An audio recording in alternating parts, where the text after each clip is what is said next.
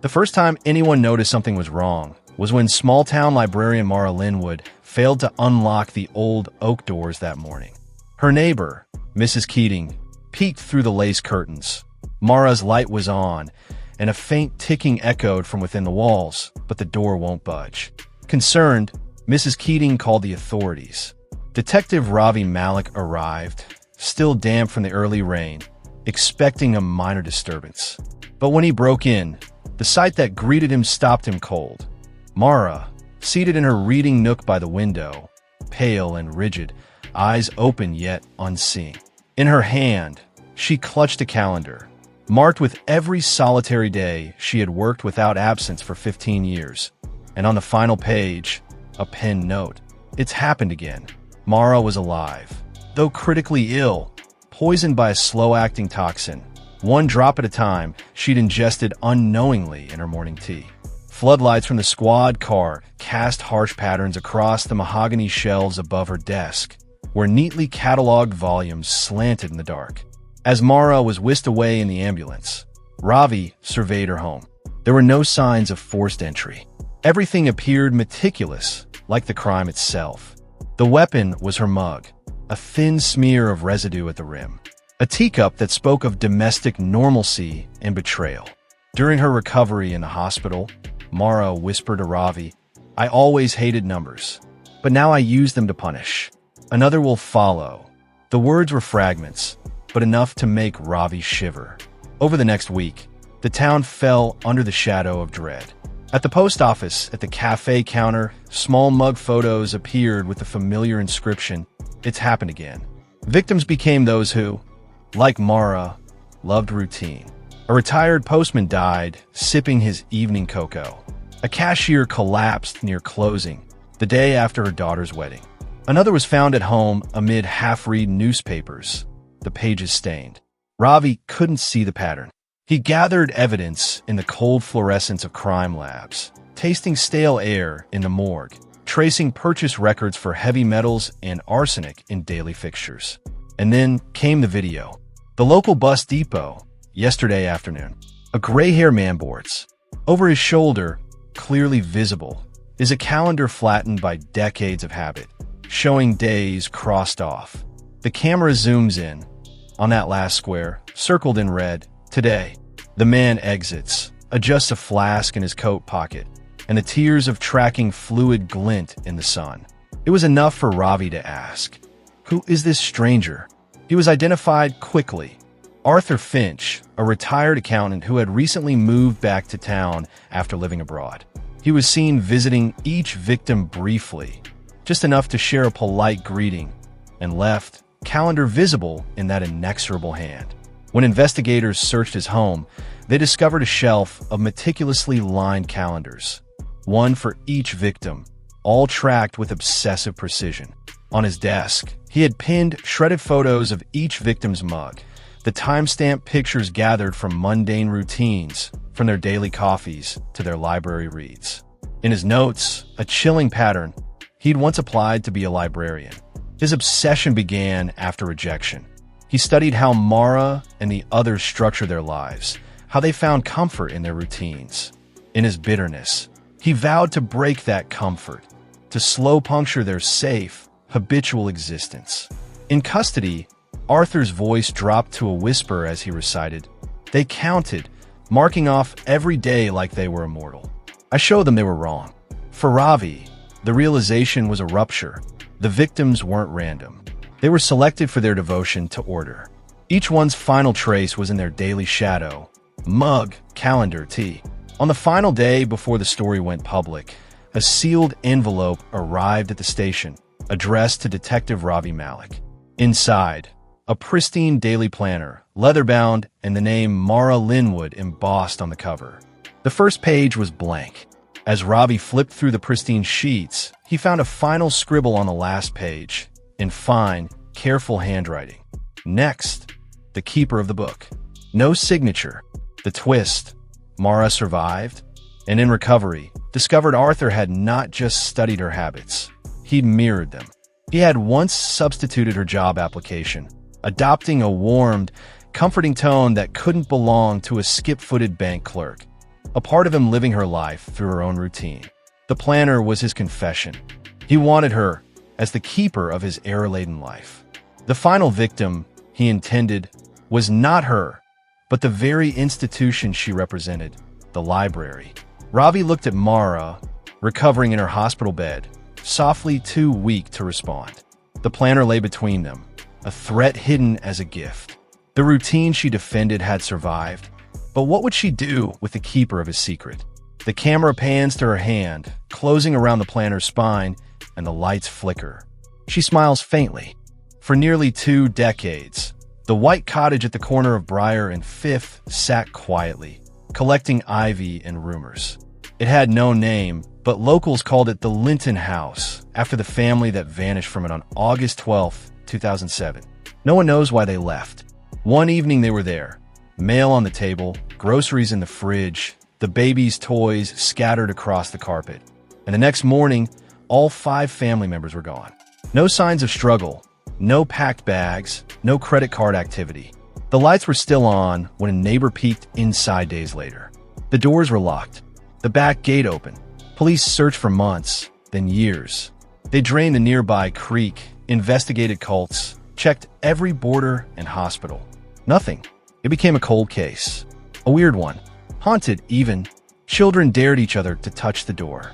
Teens broke in, hoping for ghost stories. Some claimed the air inside felt thicker, like the walls were holding their breath. In 2023, a new family moved in. Amelia Reynolds, 33, single mother of 2, had no idea about the house's history when she bought it cheap at a foreclosure auction. She only knew it was close to the school and had a yard big enough for her boys. She was practical, determined. The kind of person who didn't believe in ghosts or bad luck. Not until the second week. The boys, Mason and Eli, started sleepwalking. Amelia would wake to find Mason standing silently in the hallway at 3 a.m., staring at the attic door. Eli whispered about a man in the floor who sang to him when the lights went out. At first, Amelia blamed nightmares, stress, or overactive imaginations. Then came the smell. The scent of citrus and cigarettes wafted through the living room every evening at the exact same time. 8:47 p.m. Amelia didn't smoke. No one in the neighborhood had citrus trees. She checked the vents, even had pest control come out. Nothing explained it. She tried ignoring it. But then the radio started turning on by itself, always on the same oldie station, songs that hadn't been played in decades. One night, the radio clicked on just as she stepped out of the shower. The song? We'll Meet Again. Then Mason found the diary. It was wedged behind a loose wall panel in the boys' room, wrapped in an old baby blanket. It belonged to June Linton, the missing mother. The last entry was dated August 11th, 2007. It was chilling. He's back again. I heard him humming in the crawl space. At first, I thought it was my imagination, but the humming gets louder every night. Mason said he saw a shadow man near the vent. We're leaving tomorrow morning. No more waiting.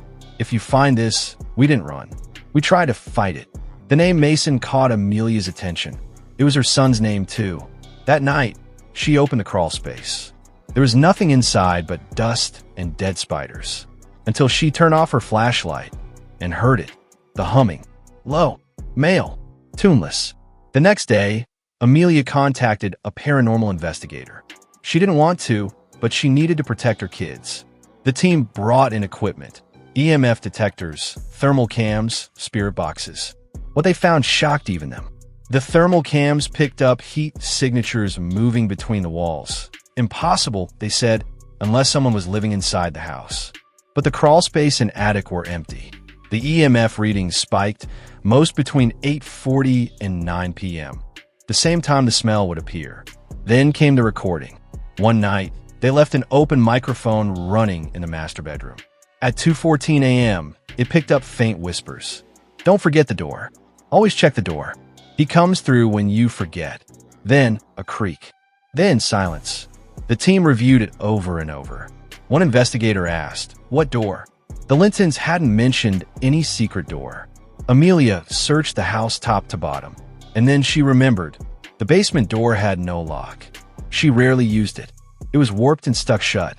But if that was the door, She hired a carpenter to remove the paneling around it. Behind the drywall, they found something horrifying. A second door. This one was steel. Bolted. No knob. It had been completely hidden. They pried it open with power tools. Behind it, a small room. Soundproofed. Lead-lined. Inside, dusty and crumbling, they found an armchair, children's drawings, and a tray with an old tape recorder. Amelia pressed play.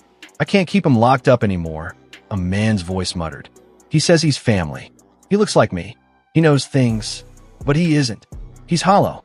We made a mistake." Police were called. Investigators took over. They ran DNA on skin samples inside the chair. It wasn't the Lintons, but it was related. The twist? The man in the chair, the one they tried to keep locked up, was the real father of the Linton children. His name was Henry Vale. He was presumed dead in a factory explosion in 1999, but records showed he survived, scarred, mentally unwell, and unstable. He was committed to a secretive treatment facility and released under a false name. No one knows how he found his family again, or how he got inside the house. But the theory is this. Henry returned in 2007, convinced someone else was raising his children. And instead of harming them, he hid in the walls, the crawl spaces. He watched, waited, and eventually confronted the family. Rather than run or call police, June and her husband trapped him, built the door, hid the room, but they were too late. He escaped, and when he did, he took them with him. Where? No one knows. He vanished again. The house was silent for years, until Amelia moved in. Mason's name, the singing, the diary. It was like the house remembered. Today, the Linton house is sealed again. Amelia moved out, relocated her family to another state. But sometimes she still dreams of that smell. Citrus and cigarettes. And once she swore she heard humming through her baby monitor, though it wasn't plugged in. Because the house didn't just hold memories. It held unfinished business. When Martin Ellsworth was arrested, no one in the quiet suburb of Fairpine could believe it. The man was a retired television repairman. Polite, solitary, the kind of neighbor who waved from across the lawn but never got too close. He walked the same path every morning, bought coffee at the corner deli, and spent his afternoons inside his modest, two-story house on Grove Street, where blinds were always half closed and the hum of a television could be heard faintly from outside. What made it chilling was not the arrest, but what they found inside. It started with a missing person. Kara Vance, 28, a graduate student and part-time waitress, vanished one rainy Thursday night after closing up at a diner on the highway. Security footage showed her leaving through the back door into the alley. Then nothing. The case stalled until an anonymous tip came in 2 weeks later. A grainy photo of Kara sitting on a couch, visibly distressed, her hands resting tensely on her lap. There was a television in the background showing static. No timestamp, no details, just one line typed below, "She's still in the episode." Detective Samir Day got the case. He'd handled his share of missing persons, but this was different. The photo had a surreal quality. Kara's expression was vacant, but not terrified. It was as if she had accepted something terrible, something beyond fear. The photo was traced to a throwaway email account, connected to a public library terminal. Surveillance cameras showed nothing useful, just a hooded figure. The investigation stalled again, until it happened again. A second missing person, David Burrell, 34, a middle school teacher, vanished during his morning jog. His photo came in 4 days later, same format. Him sitting on a couch, blank stare, background TV hissing in black and white static. Caption: "He's between commercial breaks." That was when Detective Day noticed something odd. Both photos had the exact same couch. A mustard yellow corduroy model with a cigarette burn on one arm. Mid-century design. Common enough, but a perfect match. That meant they weren't being held in different places. They were in the same room. Now, it was a matter of finding it. Police canvassed the town door to door. One house stood out, Martin Ellsworth's. Nothing about him screamed kidnapper. He was quiet, respectful, kept a cluttered lawn, but never got complaints. But what caught Day's attention was the box truck parked in the driveway. No license plates, curtains drawn, and when Day knocked on the door, no answer. but the faint flicker of a TV screen was visible from inside. Static. That was enough for a warrant. What they found behind the front door made national headlines. Inside, Martin's home had been transformed into a television maze. Every room had a different TV set, most vintage, many wired to recorders. The walls were lined with VHS tapes, thousands of them, neatly labeled by date and title. Episode 1, Michelle learns. Episode 14, Dean argues. Episode 35, Kara waits. In the basement, they found the couch. And Kara. She was alive, but sedated, malnourished, and terrified. She had no idea how long she'd been there. She'd been fed, watered, and monitored. David was found in the room next to her. He tried to fight back and was heavily restrained. Both were surrounded by cameras, recording constantly. Lights rigged on timers mimicked natural day and night cycles. There was no bathroom, only a drain and a privacy curtain. Martin was arrested the next street over, calmly sipping a fountain soda and watching a portable TV in his truck. When asked why he did it, his only response was, "I didn't kidnap them. I cast them." At first, it seemed like madness. But then investigators uncovered what Martin had really been doing. He had been recording them 24/7 for years. Not just the recent victims, but at least a dozen others. Some had escaped. Others were never found. He edited their footage into makeshift episodes, complete with laugh tracks, commercial breaks, even intros and credits. Each show followed a victim as the main character, documenting their real suffering, confusion, and psychological breakdown as though it were a sitcom. And then, the horrifying part, he'd been distributing them online, through the dark web, to a select, paying audience of subscribers who thought they were watching an avant-garde, hyper-realistic horror series. No one reported it because the show didn't appear to be real. But it was. Every scream, every moment of despair. Real. Martin called it the human channel. Each episode had a title, a narrative, a theme. In his mind, he wasn't a captor, he was a producer. Martin even wrote fan mail to himself from fake viewers. Psychological assessments revealed he was highly intelligent, obsessive, but fully competent. He believed people weren't real until they were on television. To him, those he captured weren't victims. They were underdeveloped characters, and he was helping them find purpose. He believed the world was a show, and he was simply expanding the cast. But here's the twist. While combing through Martin's tapes, the police found a locked cabinet. Inside were 7 tapes marked with red tape and no labels. They appeared to predate his series. When detectives reviewed them, their blood ran cold. They were recordings from the 1980s, footage of a young Martin as a child, sitting in front of a TV, watching static. In the background, voices whispered to him. Adult voices. Cruel, controlling, taunting him. "You're not ready for your close-up," one said. "Nobody sees you," another hissed.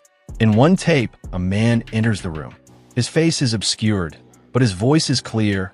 "Time to record, son." And then the camera turns toward Martin. He's crying. Detectives suspect that Martin was a victim himself, perhaps a father who ran a twisted reality project long before him. That the human channel was not his invention, but his inheritance. A cycle of abuse disguised as performance. To this day, no one knows who the man in the 1980s tapes was. Martin refuses to name him. He calls him the creator. The final tape ends with young Martin whispering, "One day, I'll make my own show, and I'll make people see me." And that's what he did. The show has been shut down. The viewers identified, some even prosecuted. The survivors are undergoing therapy. But the digital footprint lingers. Fragments of episodes still appear on obscure forums, haunting reminders of the truth. Martin's trial begins next spring. He requested one thing, that a television be placed in his cell, so he can watch the coverage. When Sylvia Grantham walked into the Hartswood police station on a quiet Monday morning, she didn't look like someone carrying the weight of a secret. In her late 70s, with silver hair pinned in a neat chignon, she wore a navy blue coat and carried a leather handbag older than most of the officers working that day. "I need to report a murder," she said calmly. The duty officer leaned forward, expecting a story from the past, something long buried, maybe something she'd just remembered. But she set her bag on the counter and said, "My husband, Simon Grantham. I killed him 13 years ago." Her voice was clear, her eyes steady. Simon Grantham had been a respected accountant in Hartswood. Quiet, predictable, even admired. He died in 2010 of heart failure in his sleep. It was ruled natural. No autopsy, no suspicions. His wife buried him with a modest funeral, wept politely, then disappeared from public life. Now, over a decade later, she claimed he'd been murdered. Detective Lena Coyle, newly promoted and hungry for something real, took the lead.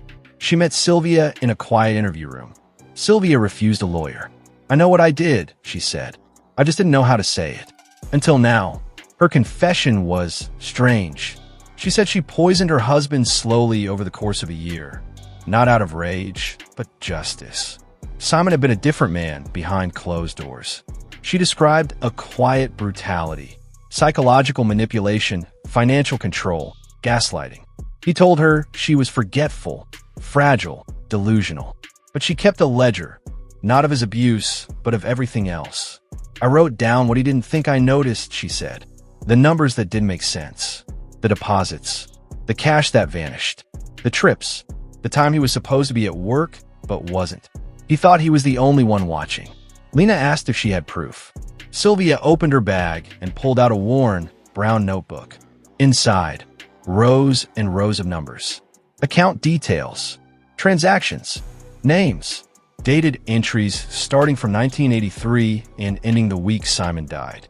Not just financial notes, movements, timelines, even maps. "This is my insurance," Sylvia said, "and your evidence." At first glance, it looked like an obsessive widow's scribbles. But when forensic accountants reviewed it, the story emerged. Simon had been laundering money for over 20 years. Shell companies, offshore accounts, private property bought under aliases. He wasn't just an accountant. He was an embezzler, a skilled one. He'd worked with clients in politics, real estate, even private schools. Sylvia had quietly tracked everything, line by line. And then there was the final entry. Withdrawal from 128B/August 12th/no return. Lydia? Folder gone. Lena circled that line. "Who's Lydia?" Sylvia shook her head. "I never found out.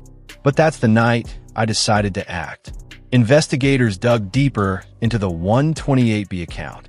It was connected to a trust in the Caymans, funneled through shell corporations. The last large withdrawal was in August 2010, 1 week before Simon's death. Roughly $1.4 million disappeared. And then came another surprise.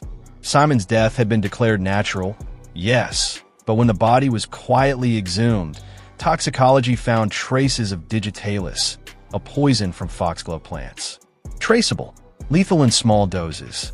Unusual but effective. Sylvia wasn't lying. She had killed her husband. But the twist hadn't come yet. It arrived in a sealed envelope from Sylvia's lawyer, which was handed over the day after she was formally charged. Inside, a second ledger, one that continued from where the first ended. It contained names, people Simon worked with, people he'd paid, officials, clients. And it had one more thing, a photocopy of a receipt dated 3 days after Simon's death. It was a hotel invoice for L. Grantham, signed Lydia Grantham. Lena stared at the name. It couldn't be a coincidence.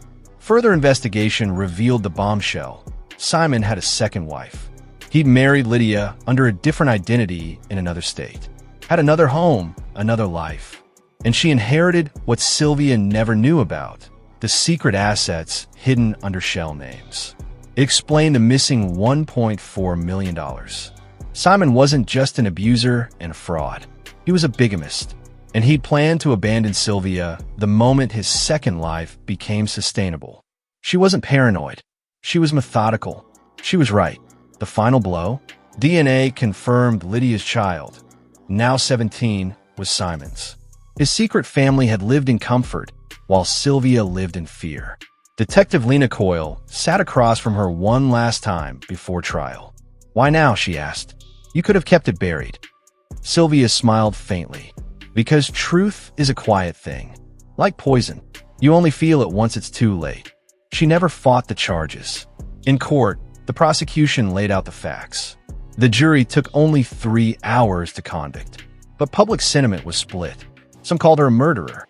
Others called her a survivor, a quiet heroine, a woman who endured, observed, and waited for her moment. She served 7 years before being released for health reasons. The case became the subject of podcasts and documentaries, not because of the crime, but because of the patience. Sylvia never ran. She simply waited until justice had ripened. As for Lydia, her assets were seized, her identity exposed, her reputation ruined. Her son changed his name. She refused interviews. The final note in Sylvia's ledger wasn't a number. It was a sentence. He taught me to count. I learned to wait.